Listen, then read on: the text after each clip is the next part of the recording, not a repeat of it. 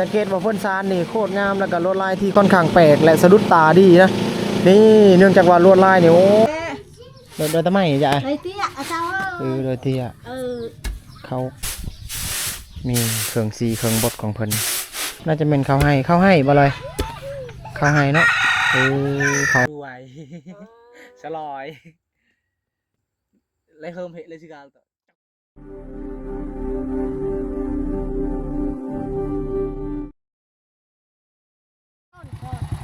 ว้าพี่น้องนี่น้องๆเนี่ยเขามาตะเฮียนขี้เนี่ยได้อันนี้โอ้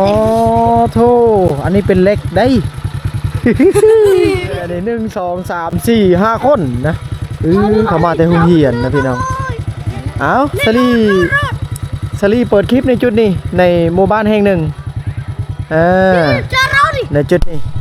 สลีกำลังสิเดินทางเข้าสู่หมู่บ้านเลยก่อนอื่นที่เข้าไปชมในจุดนั้นก็ต้องผ่านขั้นตอนจุดนี้ก่อนนี่พอน้องๆเพิ่นมาแต่โรงเรียนในเวลาค่ำแล้วตอนนี้พอดีเวลาเลิกโรงเรียนนี่โตที่สลีถ่ายอันนี้เนี่ยเป็นเฮือนๆเนี่ยบ่แม่นเฮือนนะพี่น้องนะอันนี้คือเล่าเข้าหรือว่าสถานที่ที่เพิ่นเก็บข้าวไว้ข้าวนี่เป็นข้าวนาข้าวให้ข้าวส่วนต่างๆแล้วเพิ่นจะมาเก็บไว้ในนี้ล่ะนี่ในต้นคลิปพี่น้องบัดนี้เก็บไว้ในจุดนี้แล้วก็ก่อนสิเอาไปกินเพิ่นก็เอามาจากนี่ไปเอาเมื่อในเฮือนอีกบ้านอยู่พุ่นในบ้านเพิ่นเนี่ยเป็นบ้านเป็นบ้านกว้างๆอยู่บ้านอันนี้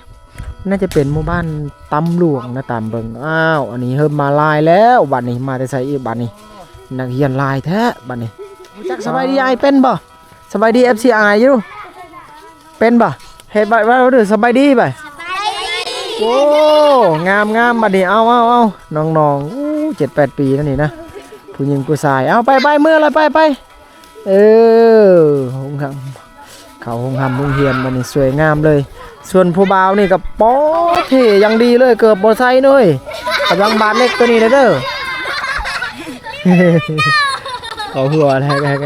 ๆเอาบัดนี้สิเข้าชมคลิปในหมู่บ้านพี่น้องอันนี้คือสถานที่ในจุดนี้เพิ่นอ๋อ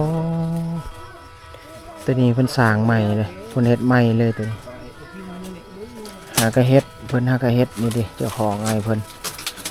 ลายมือแล้วเพิ่นว่าเพิ่นเฮ็ดอันนี้เกี่ยมสิใส่เข้านะ เขาให้เขาหน้าลืมเขาสุกอะไรนี่แหละขั้นตอนพี่น้องจะเห็นช่วงนี้ฤดูเก็บเกี่ยวข้าวสลีไทยทำคลิปในฤดูเก็บเกี่ยวข้าวแล้วว่าฤดูหูดข้าวต่างๆที่สปป.ลาวเขตชนบทจะเกิดขึ้นเขาให้เขาหน้าเขาส่วนต่างๆนี่เริ่มลายเลยได้พิเศษเลยฟังนี่ก็คือเราเข้าแล้วก็น้องๆนี่พากันเบิ้งอยู่บ่เนี่ยมาแต่โรงเรียนแล้วก็พิเศษเลยทั้งนี้เนี่ยแหละเราเข้าไล่ล่ำไล่ลั่งเลยนะก็คือมันเลี่ยนมาแต่พุ่นเลยก่อนสิเข้ามาหมู่บ้าน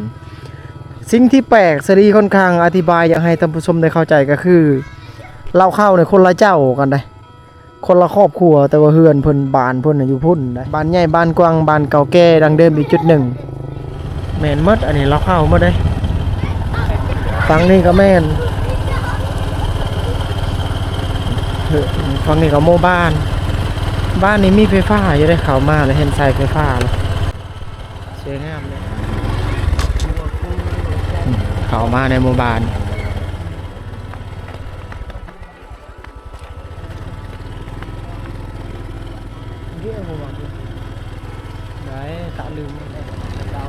เข้ามาในหมู่บ้านแล้วนี่แหละ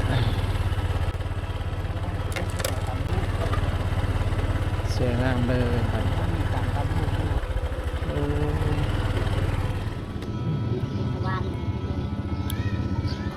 เข้ามาในหมู่บ้านนี่แหละพี่น้องเฮือนซานบ้านช่องกว้างเลย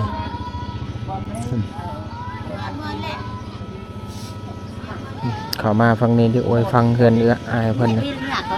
เฮือนเพิ่นอันนี้เพิ่นตำผ้าตำสินนะก่อนสีฮอดขั้นตอนตำต่างๆก็ต้องผ่านขั้นตอนเพิ่นประกอบส่วนในจุดนี้ก่อนนี่แหละได้เห็นเบื้องหลังการถ่ายทำก็คือขั้นตอนพวกนี้แล้วก็จะไปเฮ็ดเขินว่ากี้ขั้นตอนต่อไปอันนี้เพิ่นจะตำในจุดนั้นนั่นเพิ่นจะเฮ็ดในจุดนั้นละนี่มาเบิ่งทางนี้ก่อนนี่ขั้นตอนจุดนั้นแหละเพิ่นมาเฮ็ดจุดนี้กันต่อนี่ หลายๆอย่างนะพี่น้องนะนี่แต่ว่าต้องผ่านขั้นตอนเพิ่นประกอบในแบบนั้นกันก่อนเพื่อสิเข้ามาประกอบส่วนในจุดนี้เพิ่นว่าตำผ้าตำสิ้นก็เป็นเรื่องราวอีกแบบหนึงที่ชาวบ้านเพิ่นเฮ็ดสิ้นหรือว่าเฮ็ดพายอันนี้นะสามารถซื้อบางส่วนจากเมืองแล้วก็ไปประกอบส่วนเฮ็ดขึ้นมาเป็นสีสันเป็นของตัวเองได้เป็นเอกลักษณ์ของเพิ่นสวยงามเนาะเนาะ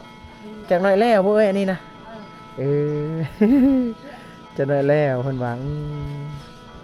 ส่วนเฮ็ดนี่เป็นวิธีของเพิ่นนะมันมีบางคนเด้ที่เฮ็ดเป็นบางคนเขาก็บ่สามารถเฮ็ดขึ้นมาได้แต่ว่าสีมือสีไม้ลายมือก็แล้วแต่บุคคลเนาะพี่น้องเนาะตัวนี้นะเอาบัดนี้อวยกล้องฟังอื่นชมชุดอื่นๆไปนำบัดนี้น้องๆเพิ่นนี่ครับป้าโธเต็มหมดเลยนี่แม่นหมดนี่เอาFC เฉลี่บ่ได้นี่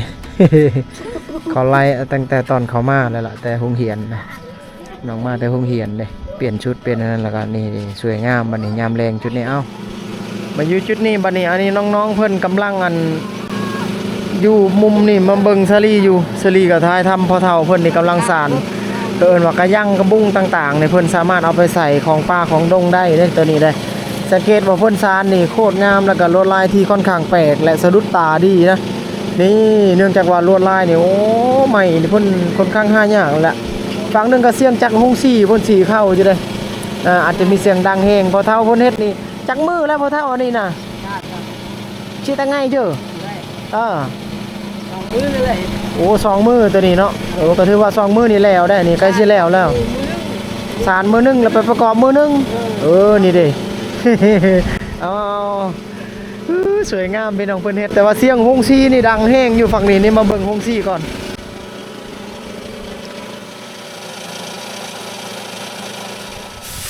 มีเครื่องซีเครื่องบดของเพิ่นซีเข้าแล้วก็เพิ่นเอาไปพัดต่อนั่นน่ะเพิ่นพัดต่อนะก็สามารถผัดให้เข้านะออกมาเป็นเม็ดขาวๆงามๆนะเครื่องซีเครื่องบดเนี่ยจะเคยถ่ายลายเทือลายซิปลายโมบ้านเลยล่ะแต่มามื้อนี้บังเอิญมาเห็นผลกำลังสีเลยนะมันออกมาเป็นเม็ดข้าวสารแบบนี้แหละนี่ข้าวที่มาจากปลาจากให้จากส่วนผ่านขั้นตอนจุดนี้กันก้อนคือจะเอาไปกินไปนึ่งไปต้มต่างๆนี่แหละเรื่องราวในจุดนี้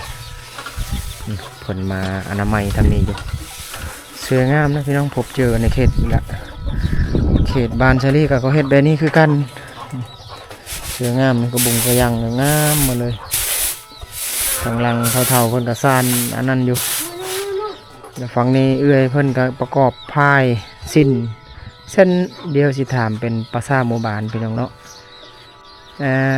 เส้นโรเส้นมุกเส้นโรนโกเนี่ยเส้นมุกเนาะ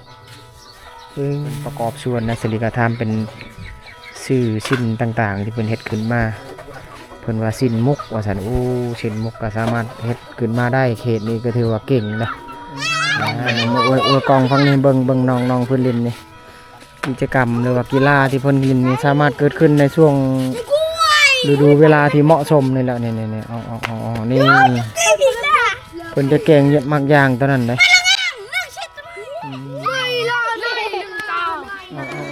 สวยงามบัดนี้ได้ชมจุดอื่นๆไปนำสามารถพบเจอในเขตชนบทนี่แหละกิจกรรมยามแรงของชาวบ้านก็คือน้องๆเพิ่น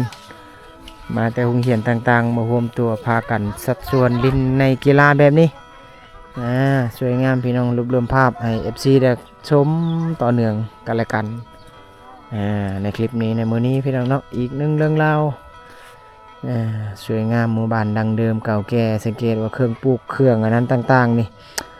แนมไปทางใดก็เห็นแต่เครื่องปลูกและต้นเผาต้นม่วงคล้ายกับหมู่บ้านดังเดิมที่ชลีเคยถ่ายเมื่อลายมือก่อนแต่ว่ามีพิเศษก็คือเขตนี้นะเป็น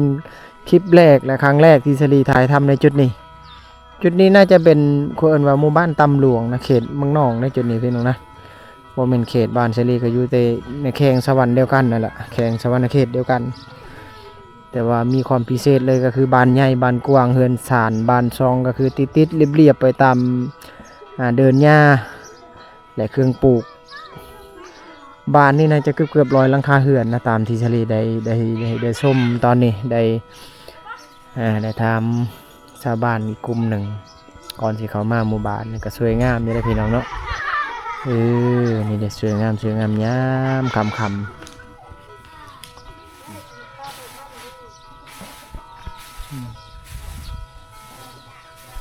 สวยงามเลยบ้านนี้หมู่บ้านนี่สวยงามเดี๋ยวสลีย่างไปทางนี้ก่อนบรรยากาศไม่ต้องใส่คำว่าเย็นและเงียบสงบก่อนสิเข้ามาหมู่บ้านนี่ก็ต้องผ่านเล้าเข่าอันนั้นทางนั้นก่อนได้พี่น้องเนาะก่อนสิเข้ามาหอดจุดนี้สวยงามเลยพี่น้องเย็นสบายยามเย็นยามค่ำโอ้ทุกคนเลยครั้งแรกที่เข้ามาครั้งแรกที่ถ่ายทำและเก็บภาพบรรยากาศในหมู่บ้านแห่งนี้งูควายและสัตว์เลี้ยงสวัสดีเข้ามาในหมู่บ้านนี่เลยนี่บ่พอทั้งนี้เอ่ยเพิ่นกำลังตำสิ้นตัวนี้สิ้นผ้าไหมลวดลายนี่งามเนอะเอ่ยเนาะสังเกตนี่เดี๋ยวจะถามเป็นภาษาหมู่บ้านย่าเฮิมนี่ก็เลยดูนเจอมันตะเลยประมาณชิตะไงจะไหนไปตะไงปนตะไงก็คือภาษาของเพิ่นนะพี่น้อง3-4 มื้อแล้วเพิ่นเริ่มเฮ็ดอันนี้ก็ถือว่าเฮ็ดใหม่ๆอยู่ได้แต่ว่าลวดลายนี่งามเลยคนชนเผ่าบรูเผ่ามังกรต่างๆเขานิยมใส่เอาไปใส่เวียกใส่งานที่เพิ่นเฮ็ดขึ้นมาเองได้ในฤดูนี้มื้อนี้ก็ถือว่าเห็นหลากหลายกิจกรรมโดยเฉพาะในหมู่บ้านนี้เพิ่นว่าลายคนลายบอนที่เขาเฮ็ดแบบนี้เด้บ้านใหญ่เด้พี่น้องนี่มาทางนี้ก่อนตัวนี้ก็แม่นหมดอันนี้เนี่ยใหญ่นี่สวยงามเลย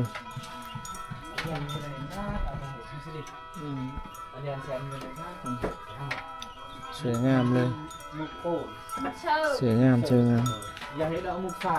สังเกตว่าคุณประกอบหลายๆอย่างสวยงามมีงูมีควาย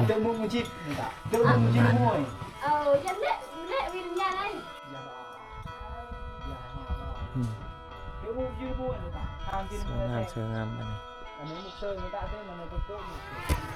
ฝั่งนี้น้องเพิ่นต่ำข้าวน่าจะเป็นข้าวให้บ่เลยข้าวให้เนาะข้าวให้ทุกคนจะเป็นข้าวไหม้ตัวนี้เพิ่นต่ำก็สามารถเอาไปตั้มไปกินไปนั่นได้ก็คือขั้นตอนเพื่อที่เกิดขึ้นเม็ดข้าวสารบางบอนเพิ่นซี่คือมาต้นเกินคลิปกับเพิ่นซี่กันซี่ด้วยเครื่องจักรเครื่องบดก็สามารถพบเจอในหมู่บ้านค่อนข้างแตกต่างกันไปพี่น้องนี้บัดนี้เป็นยังอันนี้สร้างเอาหมู่บ่ใหญ่เลยหมู่ตัวนี้บ่ฮู้ว่าจักปีอันนี้นะเกือบ200 โลนะตามเบิ่งนี่บ่เคยพบเจอนะสลีหมู่ใหญ่แบบนี้บัดนี้ชมจุดอื่นๆไปนำ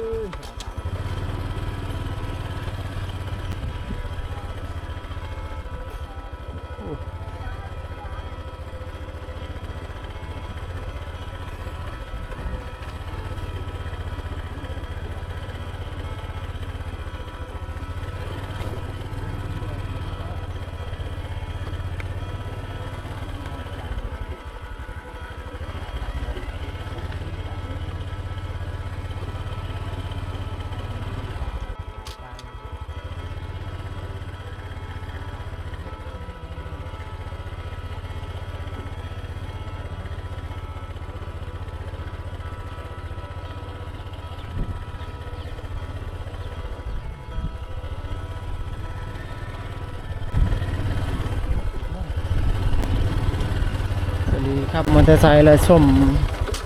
นำหมู่บ้านไปพร้อมทำได้บางส่วนบางช็อตในหมู่บ้าน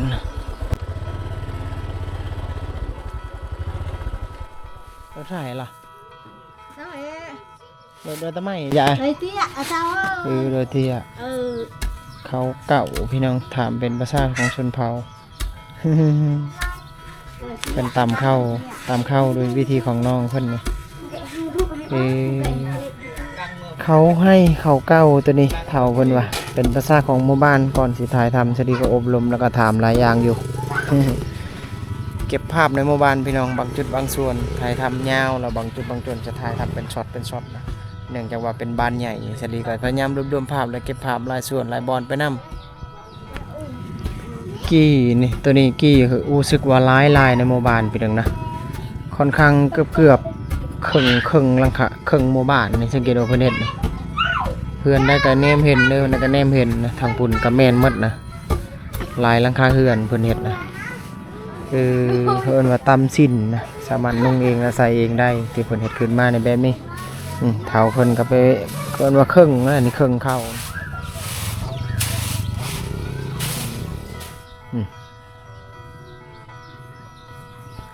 สวยงามพี่น้องบ้านใหญ่บ้านกว้างเฮือนชานบ้านช่องอยู่ติดๆกันเรียบ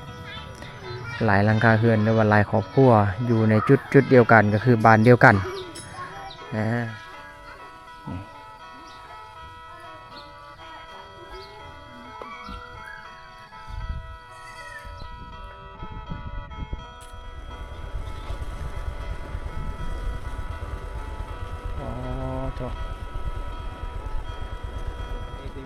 หลังจากที่ออกจากหมู่บ้านนะสลิออกจากหมู่บ้านแล้วก็มาพออันน้องๆเพิ่นต่ำมานี่นะต่ำบางคุงสู้กินในเพิ่นในจุดนี้เพิ่นเลี้ยงแบ่ดิเพิ่นเลี้ยงแบ่ในบริเวณนี่แหละนี่เส้นทางเพิ่นพากันเลี้ยงแบ่แล้วพากันกินต่ำตัวนี้ต่ำบางคุงสาวโสดในหมู่บ้านยังก็สอนลืมเลยบ้านยังก็ผู้สาวบ้านแจ้นบ้านแจ้นทุกคนเป็นเมืองอันเซโปนในจุดนี้เนาะเมืองนองอยู่บ่เมืองนองอยู่ในบ้านแจ้นนี่ระหว่างเขตชายแดนดันเซโปนและเมืองนองจุดนี้ชลีก็เพิ่งจะจื้อได้ป่ะนี่นี่ต่ำมักฮุงสู้กินป่ะนี่สาวโสดในหมู่บ้านแจ้นชนเผ่าบรูเผ่ามังกรเขานี่แหละพี่น้องนี่ทางนั้นก็หัวแอ๊กอยู่ป่ะนี่เอาเฮ้ยพอผู้สาวบางทางพี่น้องนี่แหละเส้นทางยิ้มให้ถ่ายเลยนะชาวยังก็ผู้นี้น่าได้ชื่อจ้ะชื่อลอยและผู้นี้เด้ผู้ต่ำมันนี่เด้น้องสต็อปมังหุงต่ำน้องเนยนี่น้องเนยเรียบร้อยบัดนี้น้องเนยผู้นี้ได้บัดนี้เด้น้องพันบัดนี้ผู้นั้นเด้บัดนี้เด้น้องบัวเอาเรียบร้อยแล้วบัดนี้พอได้ฮู้ชื่อเสียงเรียกนามมื้อไหนมื้อหน้าสิตามหาน้องพันน้องบัวน้องยังเกาะน้องลอยบ่ทางนั้นก็เก็บภาพเป็นที่ระลึกทางนี้ก็ถ่ายบัดนี้เบิ่งน้องเพิ่นกินแล้วก็สิได้ออกเดินทางต่อบัดนี้หลังจากเลยเฮิมเฮเลยสิกาก็จังต่อก่อนโอ้หนัก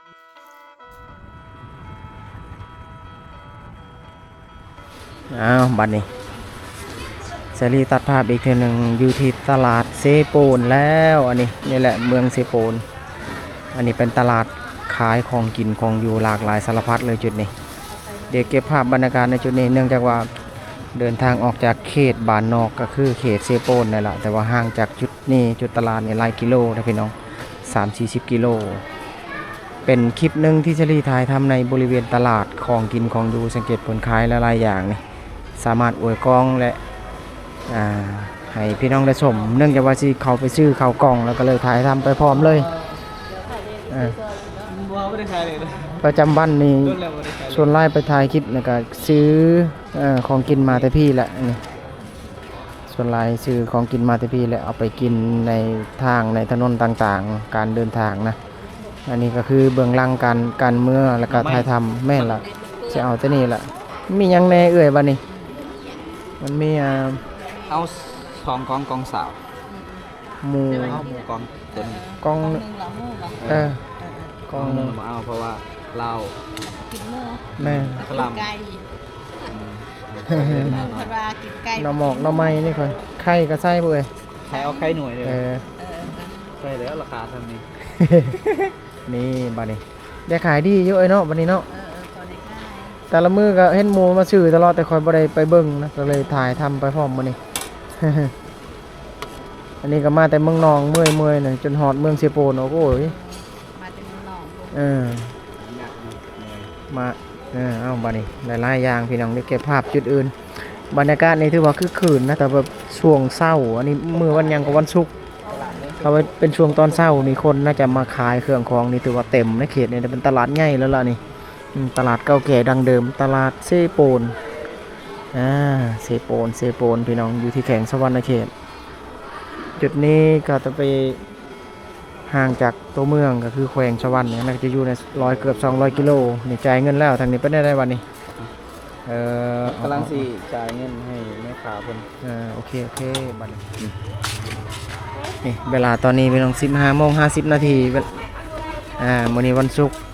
วันที่9วันที่10เดี๋ยวเก็บภาพหลายๆอย่างไปนำในตลาดเซโปนขายของกินของอยู่โดยเฉพาะของปลานี่หลายอย่างนะพืชผักอุดมสมบูรณ์เพิ่นมาขายมาวางขายในจุดนี้ถือว่าเห็นหลายอย่างอันนี้มีหมากลิ้นไหมพร้อมนี่ขายนี่มีกล้วยมีมะพร้าวมีหลายๆอย่างมีขิงพร้อมนี่เดี๋ยวกองฟักนี่หลายอย่างเลยพืชผักอุดมสมบูรณ์สวยงามบัดนี้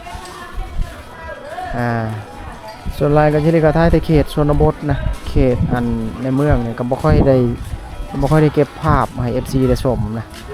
ถึงในเขตเซโปนตลอดเลยแต่ว่าไอ้จิตสิหนูหนาวันนี้เนาะภาพเนี่ยก็บ่ค่อยนำเสนอต่างๆในของกินของอยู่มีมันมีหลายๆอย่างนะน้องเพิ่นบัดนี้ ยิ้มพร้อมบัดนี้เอาโอ้ก็ถือว่าอีกหนึ่งคลิปที่เก็บภาพในจุดนี้ที่ว่าได้เห็นขั้นตอนในเมืองก็คือ ถ่ายแต่ละเทื่อก็อยู่ในเขตชนบทพี่น้องอวยกล้องไว้นำตลาดตะลีนี่ถือว่าเป็นตลาดใหญ่หลักๆเลยในเมืองนี่เลยเมืองใหญ่ในเขตบริเวณนี่แหละอันนี้มันกิโล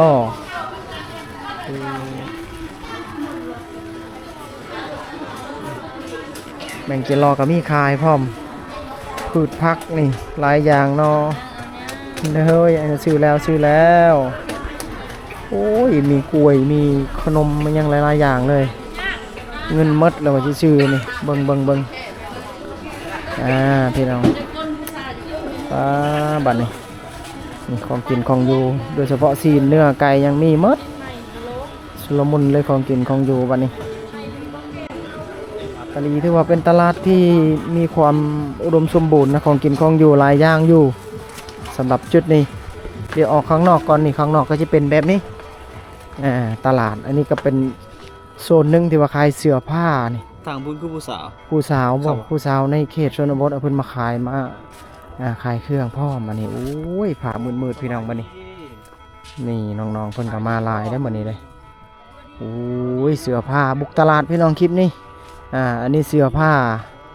เสื้อและทรงเสื้อต่างๆที่เพิ่นเอาไปใส่ในหมู่บ้านต่างๆแต่ละจุดอันนี้นี่ผู้ใดน้อบัดนี้ผู้สาวบ่นี่ก็ไปแล้วบัดนี้แลนบัดนี้สิได้ขายเครื่องอยู่บัดนี้สิเอาสักสาวพื้นนี่ขายอยู่บ่น้องมานี่โอ้ยพี่น้องเอ้ยบัดนี้เรียบร้อยเลยบุกลุกสถานที่พื้นที่ของน้องเพิ่นเนี่ยมีแต่นี่น้องผู้นี้อยู่บัดนี้เอาในใดน้อบัดนี้ตัวได้หานเจ้าบัดนี้ตัวนี้บ่นี่เด้หานน้องเพิ่นอายอยู่เด้นี่เด้เพิ่นก็เดินทางมาแต่ไกลบ้านยังก็บ้านจะอยู่พะบังพะบังนี่ขึ้นกับเมืองเซโปนเด้จากจุดนี้ไปหาพะบังในชลีเดาเลยว่าประมาณ40กับ50กิโลกว่านี่แหละเถอะเอาน้องเพิ่นอายอยู่อีกพี่น้องเอาไปก่อนซะไอสิออกจากจุดนี้ก่อนเด้อซะเด้อไปซอดมาทางนี้ก่อนกับหมู่ชลีนี่ก็แม่นหมดนี่ เอาไอไปก่อนซะออกจากจุดนี้ก่อนพี่น้องน้องเพิ่นกับอายว่าซั่น เดี๋ยวเก็บภาพจุดอื่นๆไปนำพี่น้องในตลาดตะลีในช่วงเวลาที่มันน่าจะอยู่ใน15-16 โมงถือว่าโอเคได้คนเนี่ยกำลังคึกคืนตลาดในจุดนี้นี่ถ้าว่าเป็นช่วงวันเสาร์นะเริ่มตั้งแต่วันศุกร์แล้ววันเสาร์วันอาทิตย์จะมีผู้คนมาซื้อมาใช้บริการโดยเฉพาะคนเขตบ้านนอกบ้านนาก็เอาเครื่องมาขายเอาเครื่องมาวางในถนนหนทางก็ค่อนข้างหลายนะสดีก็เคยถ่ายเมื่อช่วงปีกายเนี่ยถ่ายรีวิวอยู่แต่ว่าปีนี้นี่กระเทินมาทางนี้กลับมาทางนี้ก็ต่อจากคลิปเมืองนอกได้อันนี้เลยอาจจะเป็นคลิปนึงที่ยาวพอสมควรในเขตนี่เก็บภาพบางหมู่บ้านก็คือเขตบ้านยังก็ตำหลวงน่าจะประมาณนั้นในจุดนั้นเมื่อกลางคลิปพี่น้องนะเอาประมาณนี้ก่อนมานี่เดินทางกลับก่อนหยุดยาวพี่น้องคลิปนี้เจอกันใหม่ในโอกาสหน้า